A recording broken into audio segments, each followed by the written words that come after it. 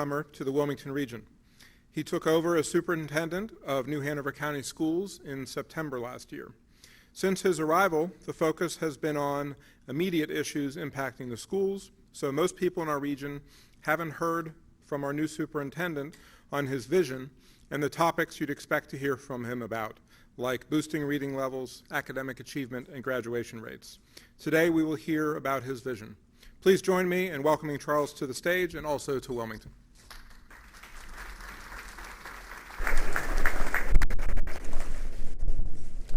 Good morning, everyone. I thought I'd just get started a little earlier because I needed those 3 or 4 seconds, because as an educator, we love to talk and we love an audience. And there's nothing new for me other than you're there, we're here, you're at tables, that's what we do in the classroom. So welcome to our world, the educational world. I am Charles Foust, and I am the superintendent for New Hanover County Schools. One of the things that none of our slides will say or tell you about me is that I'm an introverted extrovert. And you're like, what in the world is that? So, you know what an introvert is and an extrovert. So because of my position, I have to be an extrovert and be in your face. Basically, at the end of the day, I have to take a nap because I have given all my energy out. And I'm tired, so I get home, I have to take a nap before I go to bed. I don't know, does anyone else have to do that? It's like, yeah, if I can just get a nap here, then I can go to bed and I'll sleep well. So that's basically it. All of this stuff on the screen, that's me. I'm a North Carolina native. I moved from North Carolina in 2010, went to Houston to do turnaround work, and was in Houston for about 8.5 years and came back to North Carolina, then went to Kansas to be a superintendent there in a turnaround district. The great thing about this is that we're just turning around a little bit different here. So I'll be honest with you, you have the right guy. Fearful is not me. Do I believe we can do it? Always. Whenever you step into a school, the first thing we want to make sure is that our schools are safe. So you've got the right guy here. I don't mind a challenge. And yes, all of those great things, the one thing that you'll want to know is that I need for you to understand is that when I'm in the room, we're all Carolina fans. So go Chapel Hill, go Tar Heels. So, as long as I have the mic, we're Carolina fans. So we'll go there. I am a superintendent for students. That's one of the things that I love about the world of education is that my job is to make sure that students learn. My job is to make sure that we have the best quality education ever, that we have top-rated schools, that teachers are getting professional development that they need, that bus drivers are getting the professional development they need, our school custodians, our school nutrition workers, everyone is getting top-quality professional development. Because if we don't do well. And our focus is the student. And so every time I talk with our principals or I talk with someone, I remind them, who's our client? Who's our client? So if we were in any other business and our customers were not satisfied, what would you do? You would survey the client. And sometimes we forget who our client is because, our clients here, they're worth about $10,000 per pupil. We have about 26,000 of them. So do the math. Who's the client? Who should we satisfy every single day? One of the things that we often talk about or we tend to forget is, again, that every child matters. And how do we get there? By offering a quality education to every single child every single day, bell-to-bell instruction. So in this picture here is just me doing math. I love math. I love it. I love it. I love it. I can talk about math. I can actually even get you to love math. And even though you're like, no, you can't, say, yes, I can. Yes, I can. You will love it. So what is it? What is it that we want to do? We're innovative. How do we become innovative? We have to look at all of the needs of our city and make sure that we are rendering academic progress that will, our end goal, get us there. So what does that look like? You're going to see different pathways. We have to connect with the business world to ensure that we are providing the education that in turn gives you a quality employee or a quality business colleague. We have to do that. So we have to talk. It all starts with us. And sometimes we forget about that we have to talk. So I am proud to be here. We're doing a lot of audits and accelerations. Like, what does that mean, audits and accelerations? So some of the things we're behind on, and we've got to figure it out. In the business world, you do audits every year. We do audits on our finances, but we tend to, in the educational world, not do audits on the educational progress. Because if you look at some of our schools, we find out that, oh, we're doing well. And it's like, oh my gosh, this school's not doing well. And you know the zip codes where the schools aren't doing well. So the question is, why aren't they doing well? Because we have the same employees, and all of them, they all have to be certified. They all have four-year degrees in front of our students. We offer the same salaries. Why aren't they doing well? Have we audited our educational progress? There's not a blaming game. It's just, what are we doing for them? And how are we doing it? So that's why we have to do it. So we have to make sure that we use everyone, when we are incorporating a quality education in New Hanover County schools. So we're doing a literacy audit. The goal is to make sure that all of our students by third grade are reading on grade level. You want to know why? Because that's when we start to look at our dropout rate.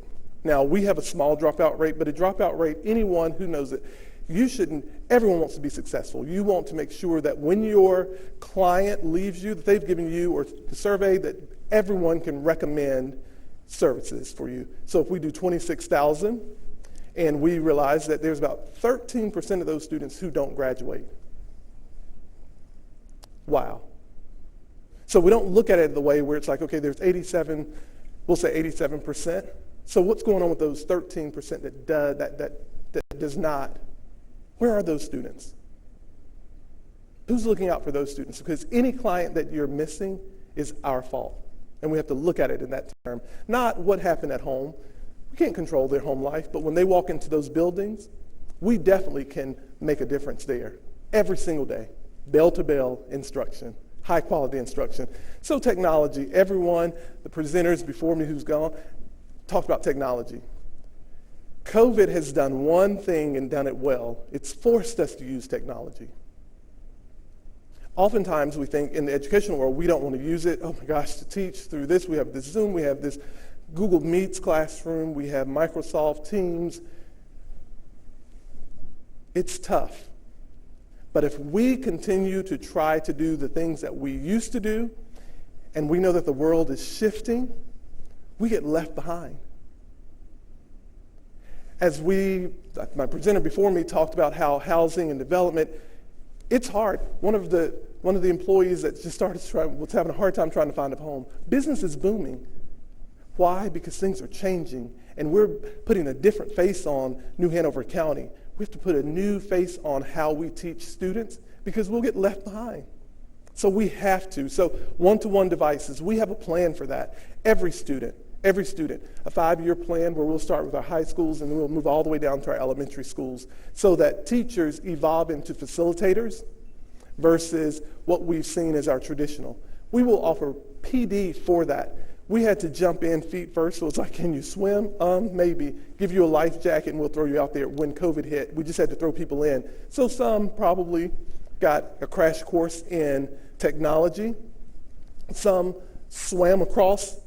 Some are still at the beginning. Some are like, oh my gosh, we're going to get more of this. But this time we're going to give it to them with professional development and making sure that everyone is at that same level. That's what we're going to be doing. Community engagement. Our goal is to ensure that we can converse with everyone in our school district. So we're going to be looking for, and we are now looking for more bilingual staffers, teachers, more bilingual individuals at the central office.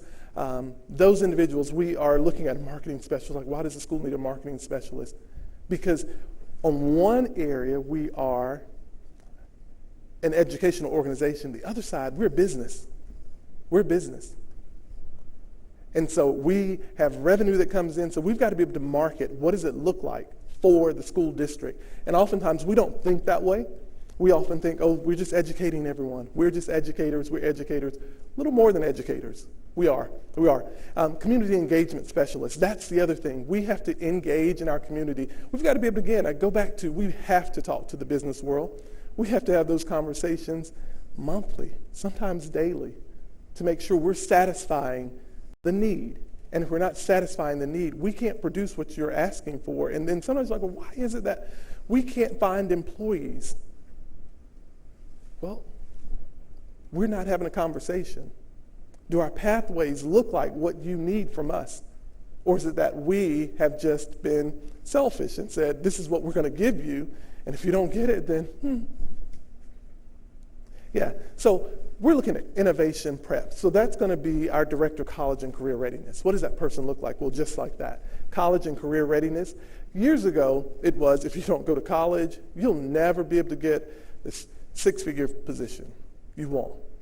Now, what we know is that you could drive a crane, and those cranes that are up there in the mornings that are stackables, they get up early in the morning, they load it, they make sure that everything is ready. Those individuals who drive that crane are at a six-figure salary. That's not with a 4-year degree.